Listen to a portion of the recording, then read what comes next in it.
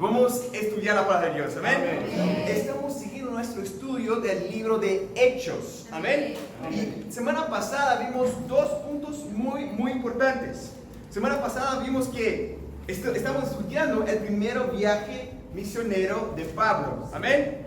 Recuerda que fueron un montón de ciudades y regresaron a la ciudad llamada Antioquía.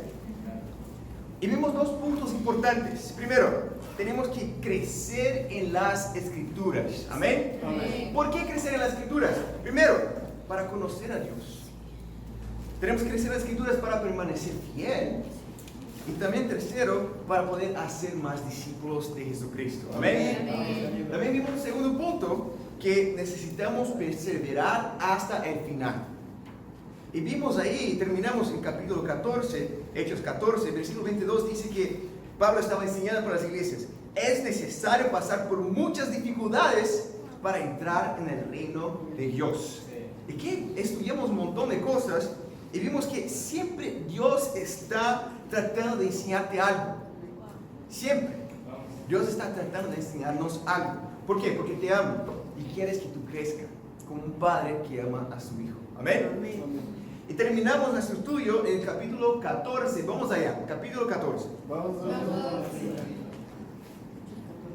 Hechos 14, versículo 24.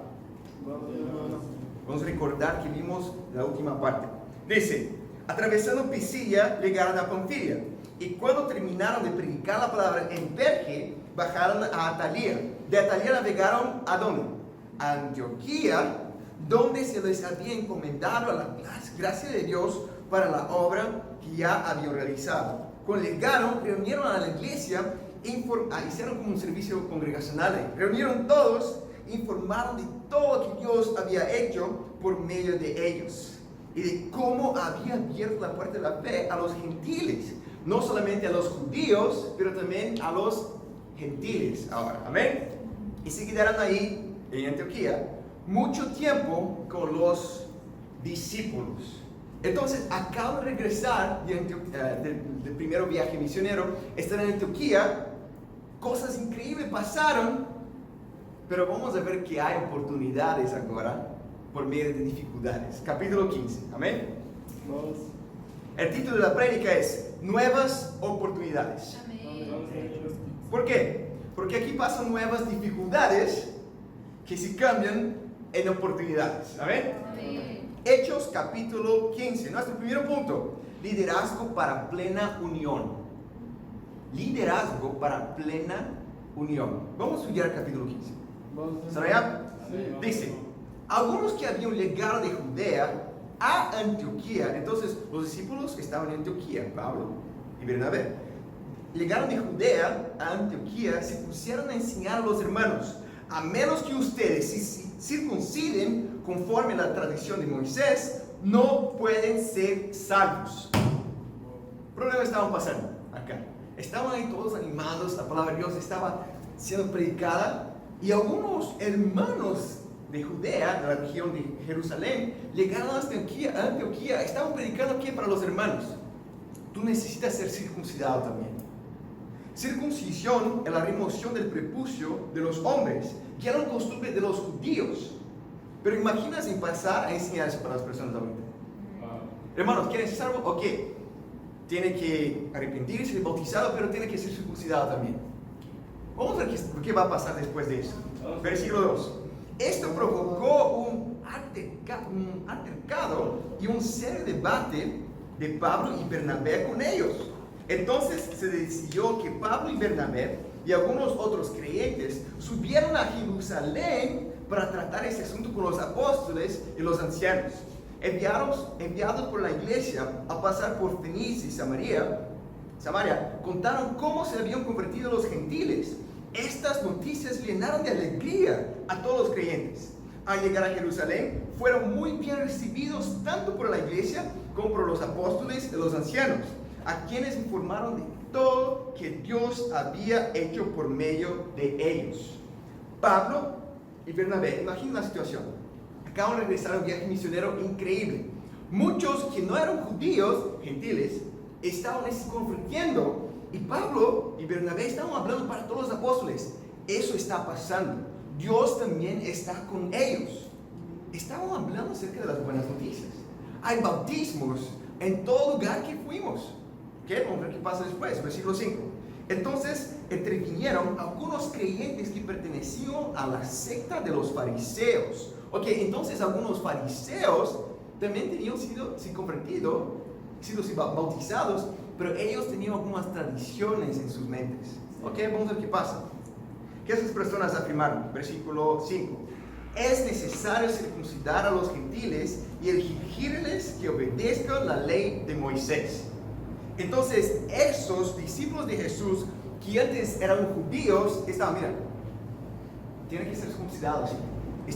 Había una disputa entre ellos. No sé si esa palabra existe en español. Treta.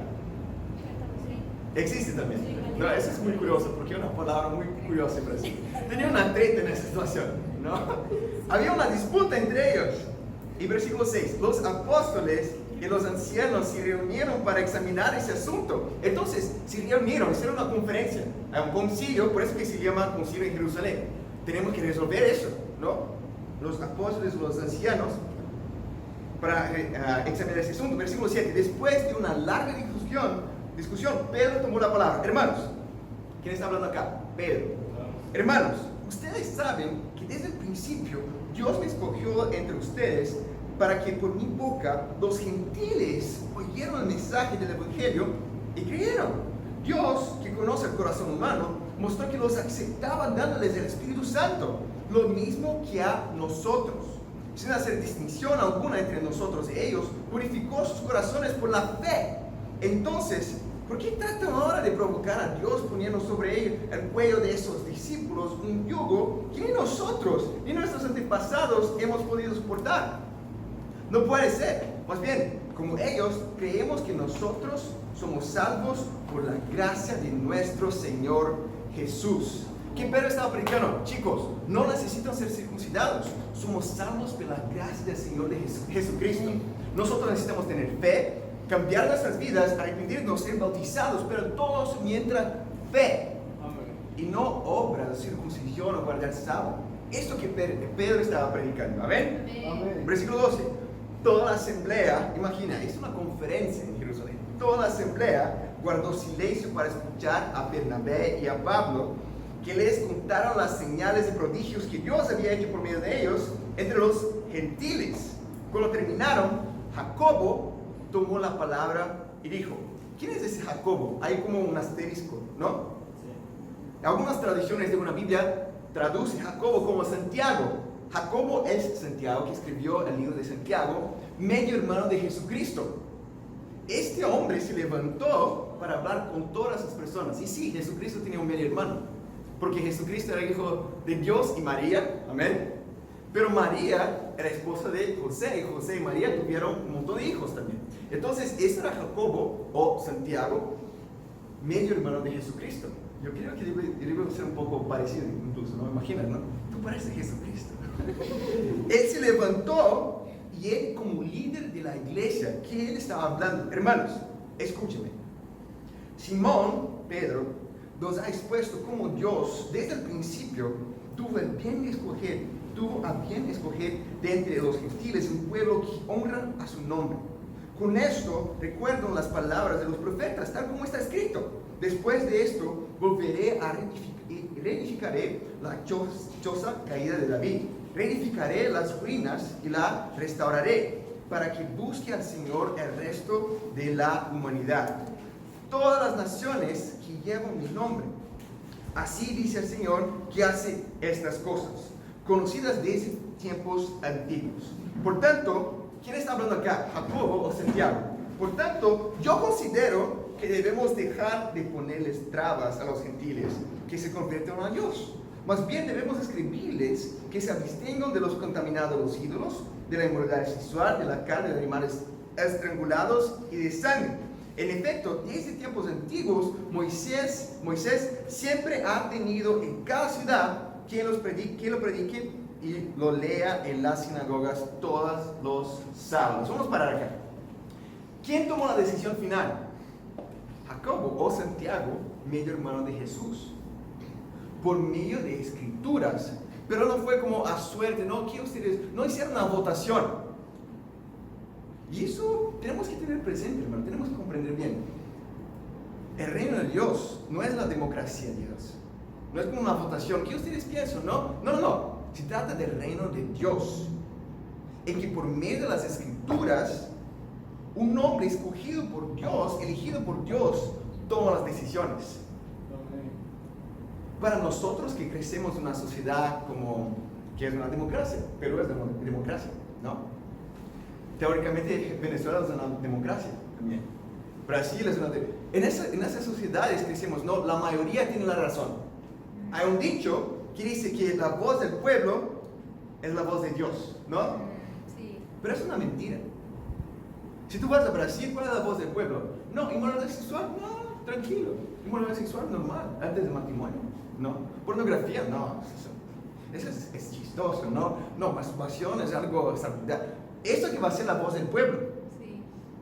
Esto no es la voz de Dios. Si alguien vive en esos pecados, no heredará el reino de Dios. Sí. Si tú vienes a Perú, también esa va a ser la voz del pueblo acá también. ¿No? ¿Compromiso con Dios? No, para nada. Crea solamente en Dios, está bien. Es la voz del pueblo. ¿Cuál es la voz del pueblo? La voz del pueblo nunca fue la voz de Dios. ¿Cuál fue la voz del pueblo? Crucifícalo, crucifícalo. Esta fue la voz del pueblo.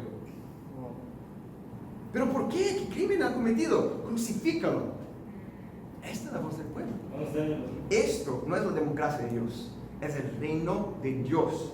El liderazgo existe. Jacobo, medio hermano de Jesucristo, tomó la decisión por medio de escrituras para que haya unión entre ellos y dirección. Amén. Los propósitos principales de tener liderazgo es para que haya unión y dirección.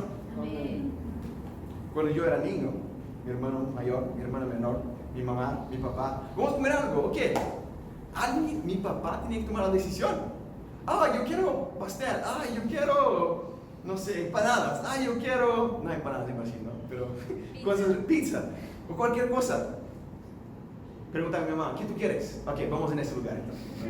Alguien tiene que tomar la decisión para que haya unión y para que haya dirección. Amén. Amén. Y si hay algo importante, hermanos, que Jesucristo daba mucha importancia, es cerca de unión. Vamos a Juan capítulo 17. Juan capítulo 17. ¿Están conmigo, hermanos? Sí, vamos. Juan 17. Vamos a leer acá, versículo 6. Vemos ahí en Mateo 26 que Jesús ora 3 veces en el Getsemaní. ¿No? ¿Recuerdan la escritura? Antes de ser muerto. Y acá vamos a ver qué Jesús está orando. ¿Cuál es el contenido de la oración de Jesucristo? No, en versículo 6 dice, Jesús está orando para sus discípulos. A los que me diste, esta es la oración de Jesucristo. A los que me diste del mundo, les he revelado quién eres. Eran tuyos. Tú me los diste y ellos han obedecido tu palabra. Ahora saben que todo lo que me has dado viene de ti, porque les ha entregado las palabras que me diste y ellos las aceptaron.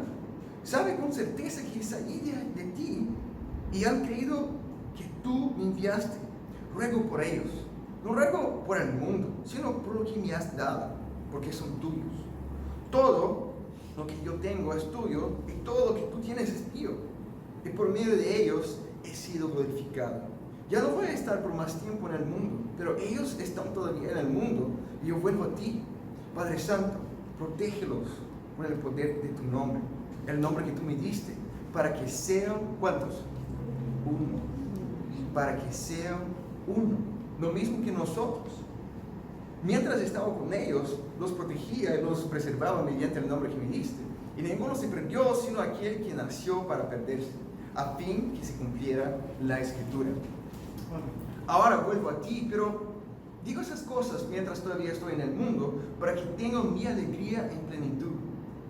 Yo les he entregado tu palabra, y el mundo los ha odiado porque no son de este mundo, como tampoco yo soy del mundo. No te pido que los quites del mundo, sino que los protejas del maligno. Ellos no son del mundo, como tampoco lo soy yo. Santifícalos en la verdad. Tu palabra es la verdad. Como tú me enviaste al mundo, yo los envío también al mundo. Y por ellos me santifico a mí mismo, para que también ellos sean santificados en la verdad. Acá Jesús, antes de ser muerto, está orando por sus discípulos. Para sus discípulos que estaban ahí con él. Para que sean ¿cuántos? Para que sean uno. Y es curioso, es muy genial en realidad, porque Jesús no solamente está orando por estos discípulos. Jesús continúa su oración. Versículo 20. No ruego solo por estos, ruego también por los que han de creer en mí por el mensaje de ellos. Jesús está hablando por nosotros acá, hermanos, en este momento. Porque nosotros creemos por el mensaje de ellos, amén. Sí. Para que todos sean ¿cuántos? Uno. Padre, así como tú estás en mí, yo en ti, permite que ellos también estén en nosotros, para que el mundo crea que tú me has enviado. La unidad es necesaria para que el mundo crea en Jesucristo. Amén. Versículo 22. Yo les he dado toda la gloria que me diste, para que sean ¿cuántos? Uno. Así como nosotros somos uno. Yo en ellos y tú en mí. Permite que alcance la perfección en la unidad, y así el mundo reconozca que tú me enviaste y que los ha amado a ellos tal como me has amado a mí. Jesucristo está orando, enfatizando demasiadamente. ¿Cerca de qué? Unidad. Sí. Para que exista una unidad entre nosotros, hermanos. Sí. El propósito de nosotros estamos acá, congregarnos, estamos juntos, unidos, para que podamos animarnos los unos de nosotros, amarnos los unos de nosotros, amar a las personas que están buscando a Dios, para que también sean parte de los unos de nosotros, para que también sean parte del reino de Dios. Vamos a Filipenses capítulo 2. Filipenses capítulo 2. ¿Cómo nosotros acá, hermanos, podemos crecer en unión en nuestro grupo? Yo creo que hay bastante unión, pero podemos crecer aún más en esto. ¿Amén? Filipenses capítulo 2, versículo 1. ¿Están allá? Dice, por tanto, si sienten algún estímulo en su unión con Cristo, algún consuelo en su amor, algún compañerismo en el espíritu, algún afecto extrañable, llénenme de alegría teniendo un mismo parecer, un mismo amor, unidos en alma y pensamiento. ¿Qué Pablo estaba rogando por la iglesia de Filipenses ahí? Para que haya plena unidad. No solamente una unidad visible, no, estoy unido. No, mismo parecer, mismo pensamiento, plena unidad. Hay una diferencia entre unidad y plena unidad. Y esto es que Dios quiere que haya entre nosotros. ¿Pero cómo? Versículo 3. ¿Tú realmente quieres saber cómo hacer eso? Sí, vamos. ¿Estás seguro? Sí. Porque vamos a poner en práctica entonces, versículo 3 y 4. No hagan nada por egoísmo o vanidad, más bien con humildad. Mira eso. Consideren a los demás como superiores a ustedes mismos. ¿Quiere que haya plena unidad? Consideren las otras personas, sus hermanos, sus hermanas, con más importancia que ti mismo. Y ahí vamos a tener plena unidad. Versículo 4. Cada uno debe velar no solo por sus propios intereses, sino también por los intereses de los demás. Eso significa poner a otras personas en primer lugar que yo mismo. Y así nosotros vamos a tener plena unidad. Amén. Y eso es muy inspirante, hermanos, porque tenemos muchísimos ejemplos de personas que comprenden muy bien eso. Un ejemplo muy fuerte para mí es nuestro querido hermano Mateo Madera, que está en Brasil, que ha venido con nosotros acá en el servicio inaugural, y algunos de ustedes conocieron a él.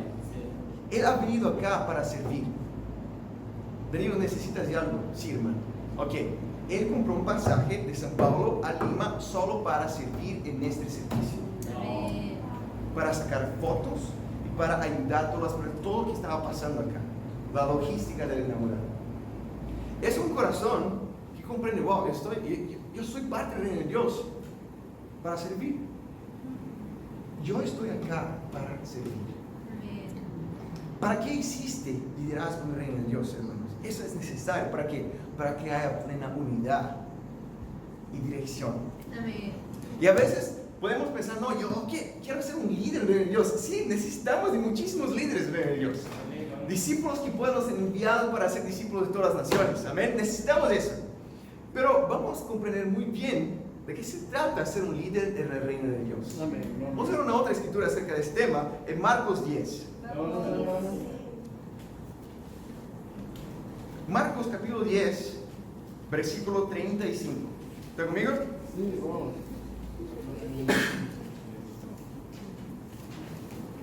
Marcos 10, versículo 35.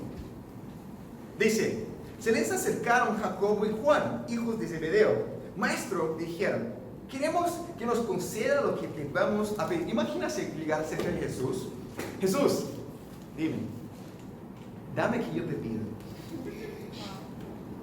Y Jesús no reprende detalles. Jesús, mira qué va a pasar. Versículo 36. ¿Qué quieren que haga por ustedes? Jesús quiere saber antes, ¿no? Versículo 37. Concédanos que en tu glorioso reino uno de nosotros se siente a tu derecha y el otro a tu izquierda. ¿Qué ellos estaban buscando entonces? Reconocimiento, gloria, ¿no? No sabe qué están pidiendo, les replicó Jesús.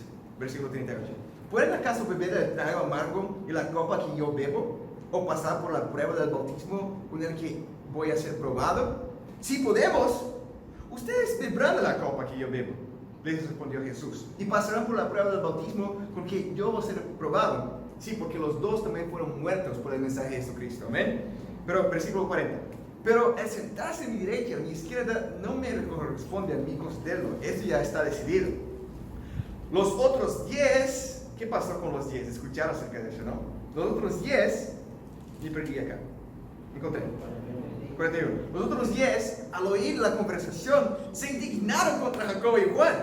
¿Qué estos chicos quieren? Y nosotros, ¿no? Se indignaron. Ahí. Versículo 42. Así que Jesús los llamó. Jesús aprovechaba las situaciones para discipularlos y enseñarlos. Amén. Eran oportunidades para que pudieran crecer. Amén. Versículo 42. Como ustedes saben, los que se consideran jefes de las naciones oprimen a los súbditos y los altos oficiales abusan de su autoridad. Pero entre ustedes no debe ser así. Al contrario, el que quiera hacerse grande entre ustedes deberá ser su servidor.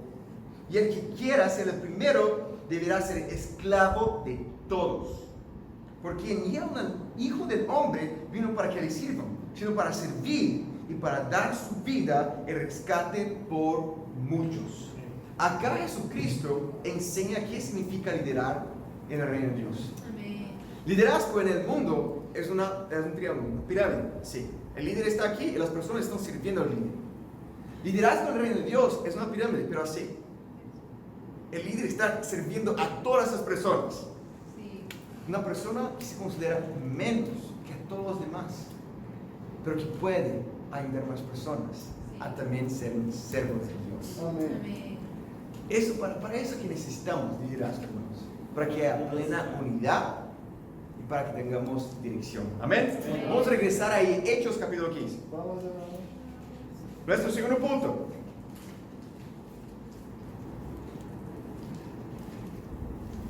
Vamos. Antes de hablar acerca del segundo punto, hay cosas prácticas, hermanos. Acá en nuestra vida, que podemos crecer y servir. ¿No? Estos cartazes acá no se arman así. Las cosas que están acá, hay personas que están sirviendo acá. Y cada uno de nosotros debe pensar, wow, yo quiero poder servir a Dios y a mis hermanos. Sí. Y a poder ser como siervo para que podamos tener plena unidad. En las charlas bíblicas, cosas están ahí, personas traen cosas. Tenemos que servir los unos a los otros y las otras personas también. Devocionales, oportunidades para servir. Servicios entresemanales, oportunidades para servir. Vamos a crecer en servir para Dios. Amén. Amén. Ahora sí, nuestro segundo punto. Arrepentimiento para eterna salvación.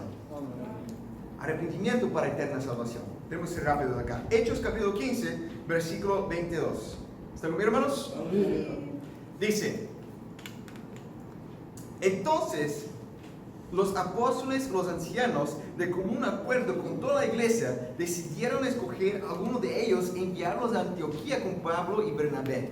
Escogieron Judas, llamado Barsabás, y a Silas, que tenían buena reputación entre los hermanos. Entonces, estamos regresando acá a Hechos capítulo 15. Pablo y Bernabé están en esta conferencia, este concilio en Jerusalén. Ellos escribieron una carta. Esta es la decisión. No necesitan ser circuncidados. Amén. Somos salvos por medio de la sangre de Jesucristo por fe. Amén. Amén. Escribieron una carta e enviaron a las iglesias, incluso a la iglesia de Antioquía. Y junto a Pablo y Bernabé enviaron a dos chicos acá también. Judas, llamado Barsabás, y Silas. Dos hombres que estaban sirviendo un montón en Jerusalén. Acá en este capítulo, desde el versículo 23 hasta el fin, se lee la carta a la iglesia de Antioquía. Y vamos a ver después qué pasa en el versículo 36. ¿Amén? Vamos.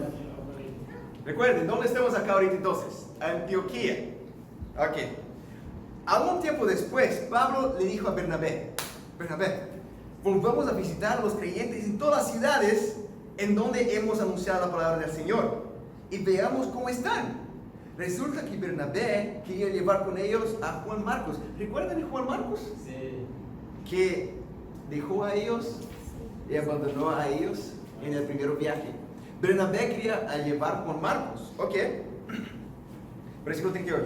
Pero a Pablo no le pareció prudente llevarlo porque los había abandonado en Pampilla y no había seguido con ellos en el trabajo. Se produjo entre ellos un conflicto tan serio que acabaron por separarse. Entonces Pablo y Bernabé, que estaban juntos en el primer viaje misionero, se separaron. Versículo 40, versículo 39. Bernabé se llevó a Marcos y se embarcó rumbo a Chipre, mientras que Pablo escogió a Silas. Después que los hermanos lo encomendaron a la gracia del Señor, Pablo partió y viajó por Siria y Cilicia, consolidando a las iglesias. Esta, hermanos, es una de las situaciones más tristes, en verdad, aquí en el libro de Hechos. Porque Pablo y Bernabé, que estaban juntos en el primer viaje misionero, se separan. Tienen una treta ahí también. No, es curioso en portugués. Se separan. Y Pablo, ¿cuál es la situación? Pablo estaba, Bernabé, vamos a regresar a todas las ciudades que fuimos a predicar en el viaje misionero. Y Bernabé, absolutamente, vamos a animar a los hermanos. Vamos a llevar a Juan Marcos también. Y Pablo, absolutamente no. Él nos abandonó en nuestro primer viaje misionero. Necesitamos personas que se queden firmes con nosotros. Y fue tan serio que no estábamos juntos más. Bernabé fue con Juan Marcos a Chipre, una isla que tenía ahí. Y Pablo eligió a Silas y empezó su segundo viaje misionero que vamos a estudiar el próximo estudio. Amén. Pero muchos se quedan pensando, ¿quién estaba correcto acá? Bernabé, que aún tenía visión y esperanza por la vida de Juan Marcos. O Pablo, que estaba tan enfocado en el ministerio y en dar personas que no quería arriesgar para tener personas que iban a atrapar, no, impedirle para predicar la palabra de Dios. No, bueno, hay cosas que considerar acá. Bernabé eligió a Juan Marcos y viajó para ¿dónde? Chipre. Bernabé es de Chipre. Entonces Bernabé cogió a Marco y fue para casa.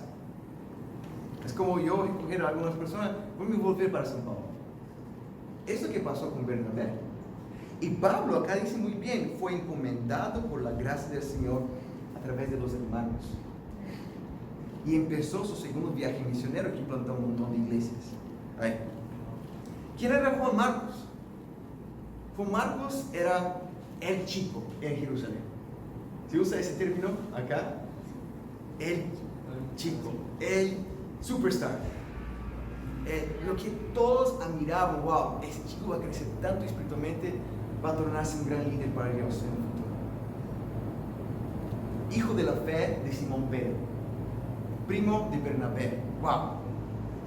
Pero aunque todos tenían mucha admiración y visión por él, cuando se fue a su primer viaje misionero, abandonó a ellos y se mostró no tan increíble así. Juan Marcos falló. ¿Tú ya has fallado en tu vida una vez? Entonces tú puedes relacionar con cómo Juan Marcos se sintió acá. Como discípulos, como no discípulos, hemos fallado un montón en nuestra vida, ¿no? Y todos nosotros podemos comprender qué probablemente Juan Marcos sintió en esa situación. Pero hay un final bien chévere. Vamos a 2 Timoteo, capítulo 4. 2 Timoteo, capítulo 4. ¿Están conmigo, hermanos? Sí, hermano.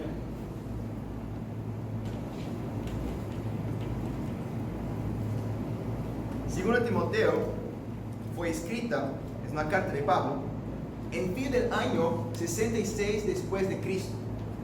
Pablo es muerto decapitado en principio del año 67. Y escribe a Timoteo, claro, 2 Timoteo.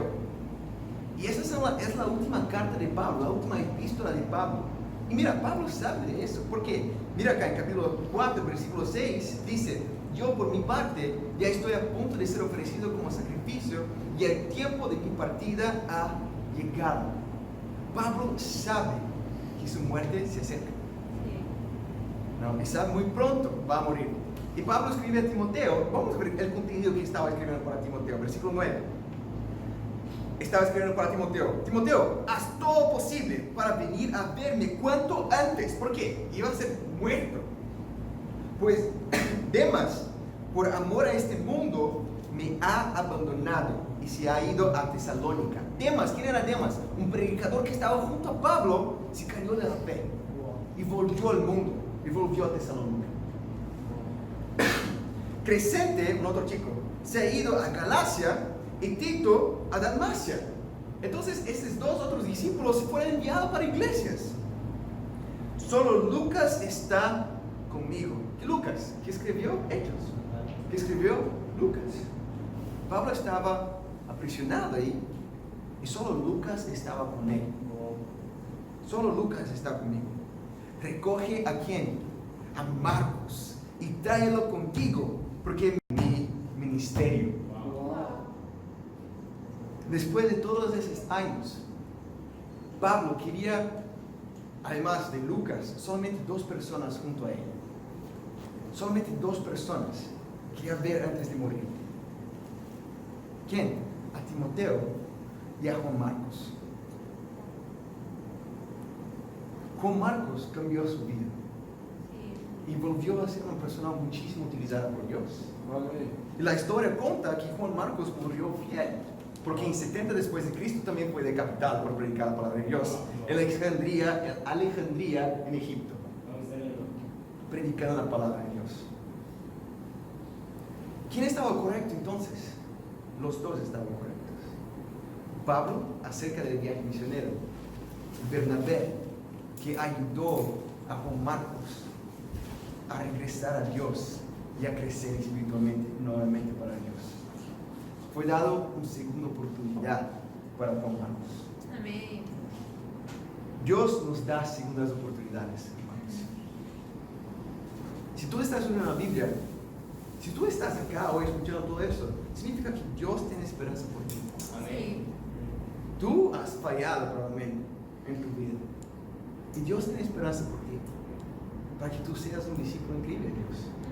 Y muchas veces como discípulos nosotros hemos fallado también. Pero quiero decirle algo: Dios tiene esperanza por ti. Si tú estás vivo, significa que Dios tiene esperanza por ti. Amén. Para que podamos cambiar y aprovechar esta segunda oportunidad nuevamente. Sí, bueno. Quiero animarnos a comprender que Juan Marcos pasó, sí, falló, fuerte. Todos lo admiraban, todo. Falló.